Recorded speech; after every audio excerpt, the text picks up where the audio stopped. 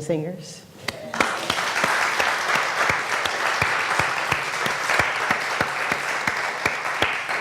And I want to start our time off together, as we have been doing in the past. We've taken an opportunity to be with each other, to say hi to each other, to look in someone's eyes. So please, if you'll stand, give somebody a hug, say hi to somebody, acknowledge them and their humanity, as we do here now.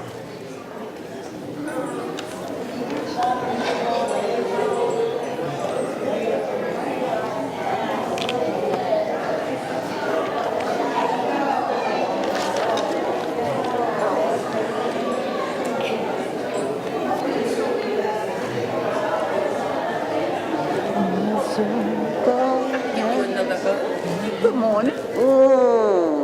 Thank you. You're welcome.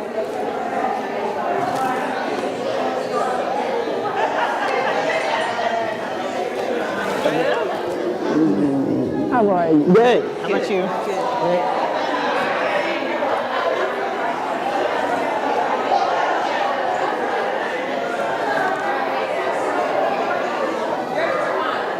I see.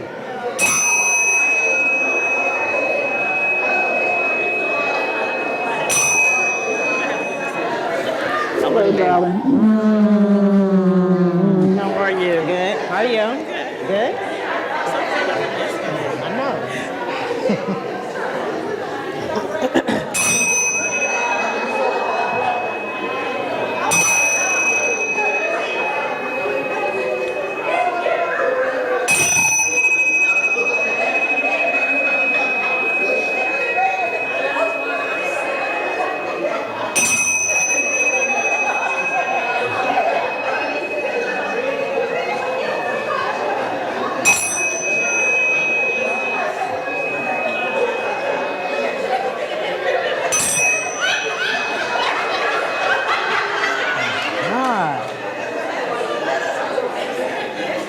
Whoa.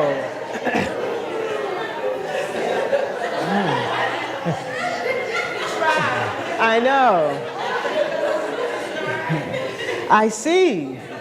Carolyn said we like this. I see. It doesn't matter how many people are here. It's hard to get them out of that.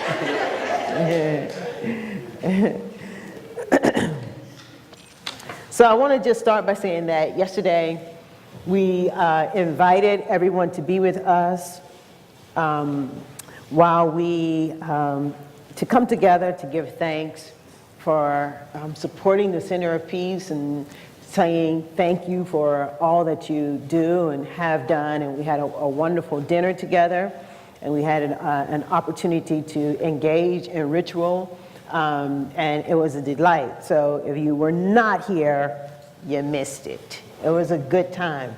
And one of the things that we did was we created a vision board, because it's important to us that you all know that you are the center of peace. And as we move forward, it's going to take all of us to create more of all that we love and adore about the center of peace, and to create what seems to be missing from our home and our space, and to see us in the world as we are. So if you haven't seen the vision board, it's out in the foyer, and so I invite you to take some time to be with it, and there's plenty of space available so that you can add to it if you so desire. And I don't want to go ahead and get started without taking a moment of pause to just send light and love to our brothers and sisters out in Pittsburgh, and to remind us that no matter what happened, that we are the ones, a part of the collective that announces and pronounces and affirms that love is always greater. And that now is not the time to abandon the truth.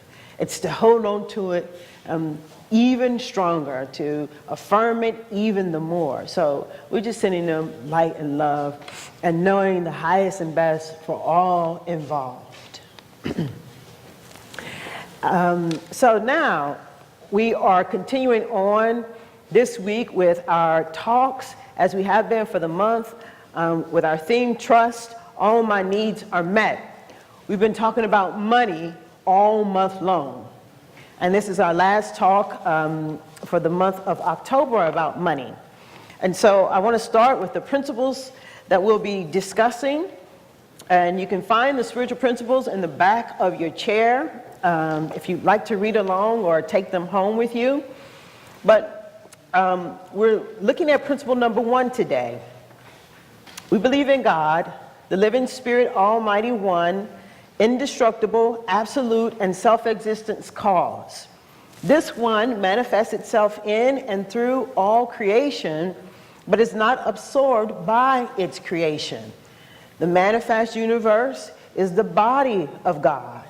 It is the logical and necessary outcome of the infinite self-knowingness of God.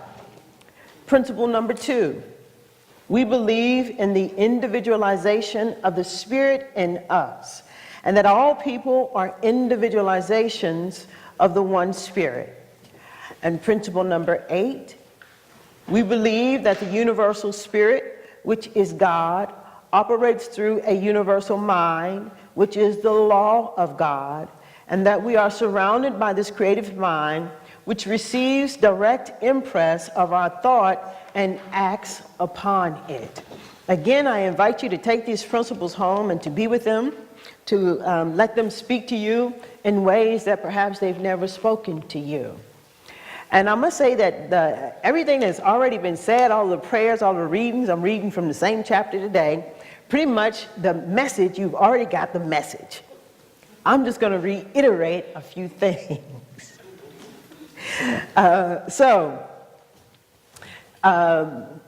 In the Bible, in Matthew 9:29, it says this: according to your faith, so be it unto you.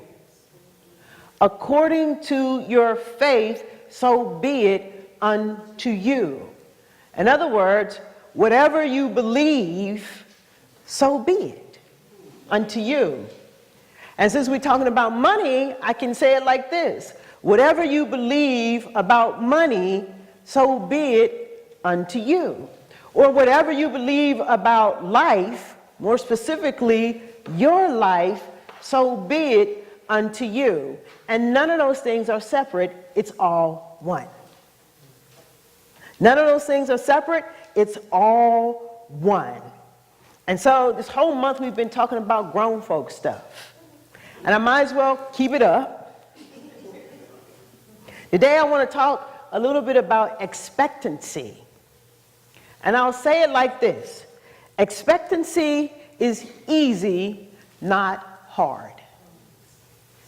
Expectancy is soft and easy, not hard. And I also have been quoting and have been talking about Reverend Ike. He's so wonderful when it comes to sharing about money and his ideas about money and us being available to the bounty that there is. He says that you can't lose with the stuff I use. In other words, what he was saying is that using the principles that we teach and we talk about here, that you can't lose. But you've got to use the principles that we talk about and we discuss here. And so, if we don't expect to have more money in our lives, then we can be assured that we won't have any more money in our lives. If we don't expect to have more money, we can be assured, you can be assured that you won't have any more money in your life than you already have. And you and I, we must begin to use the law. You and I, we must begin to use these laws, because the law doesn't work until we give it direction. Until you tell the law what it is that you desire, the law is just sitting in quiet repose. The soil is just awaiting you to give it some direction. And so, when you go and see a practitioner for a session, or if you come after service on Sunday and you're sitting with a practitioner, they say to you, what would you like prayer for? What would you like treatment for? And so it's the same opportunity that we have when we talk about money. We get to get clear about what it is that we like. You have to be clear about what it is that you want. We're using the principles, and the principles require that we know what we desire. And so the practitioner asks, what do we want? And when the practitioner says, what do you want? And you tell them what you want, in that moment, you are moved into expectancy. You don't state what you desire and then be in a place where you don't expect it. The moment you decide, the moment you give the law some direction, you have to be willing to move in a place of expectancy. We've got to begin to expect it. We have to be asking ourselves, what are you treating for? What are you treating for? What are you praying for? What are you asking for? And then get into a place where you begin to expect it. What are you asking for? What are you praying for? We believe that we create our lives. With the thoughts that we are thinking, the ideas that we hold in our mind, we believe that. We are the creators of our life. And so I want to read a little bit today from page 340. Substance and supply, or the law of opulence. Ernest Holmes says, we must not only know that there is good enough to go around, but we must specifically announce this good. It stands to reason that if the law knows about us only what we know about ourselves, and that if what we hold to be true about life itself furnishes us with our mental patterns. Let me read that part again for you. He says, we must not only know that there is good enough to go around, but we must specifically announce this good. It stands to reason that if the law knows about us only what we know about ourselves, and that if what we hold to be true about life itself furnishes us with our mental patterns, then the law knows about us only what we believe about life, only what we believe about ourselves, only what we believe about money. We cannot experience more than we can accept, but we can expect more than we have been experiencing. If we are willing to start from where we are today, creating a little bigger, broader, and better mental equivalent than we had yesterday, we shall progressively advance. And since we are dealing with the infinite principle, no possible limitation can be placed upon our use of it. Just as there is no number we can conceive of which cannot have a like amount added to it, or which cannot be multiplied by itself. And just as there is no place where this sequence of numbers can stop, there is no place where infinite possibilities can cease to unfold. The only place where they appear to cease unfolding is where our expectancy and understanding inhibit their action through us, for the operation of the law is always mathematically correct. The law of cause and effect, having no mind of its own as far as we are concerned, must follow the patterns of our individual thought.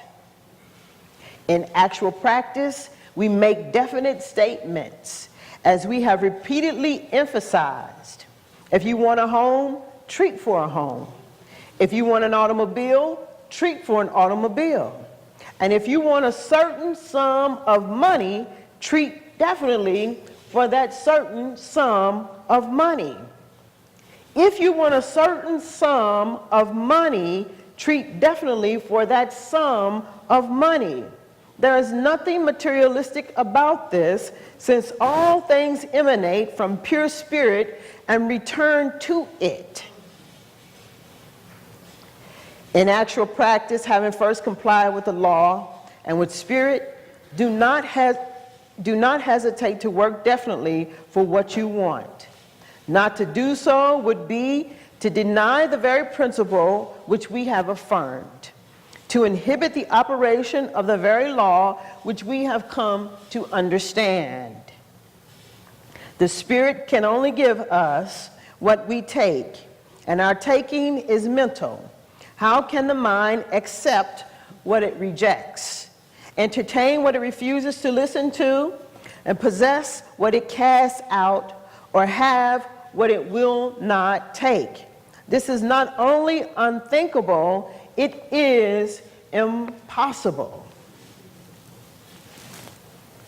And over the last 3 weeks, we've spent time talking about a lot of things about money. We started out saying that you have, or we have, to begin seeing ourselves with the money that we desire. That we can't leave ourselves out of our own imagination, out of our own thoughts, out of our own mind, as we are creating, using the principle to create the money that we desire in our life. You have to be a part of it. You can't be separate from it.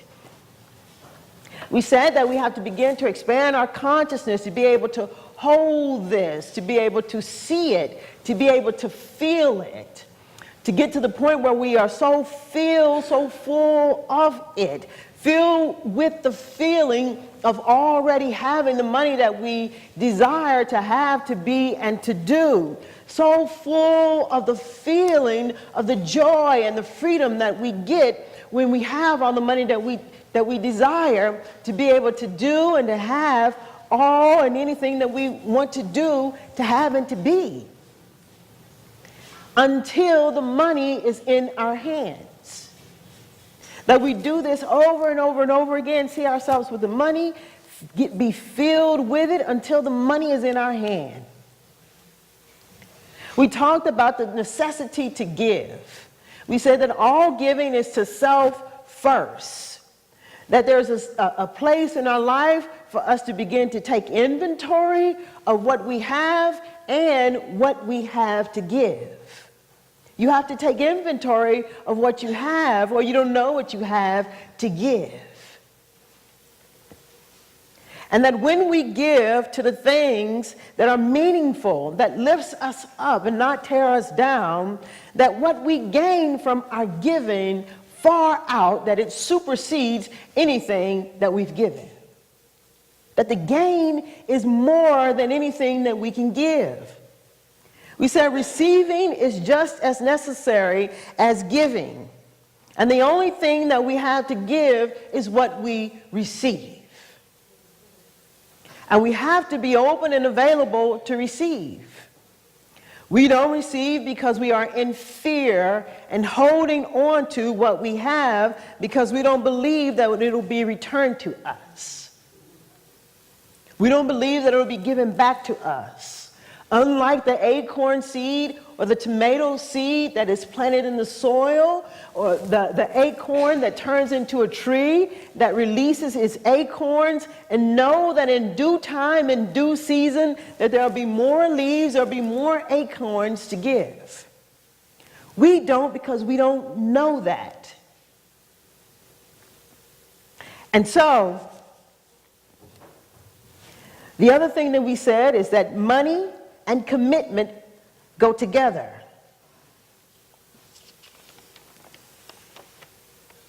That means commitment to ourselves, commitment to the principles, the commitment that we make to use the principles. They all go together. And we will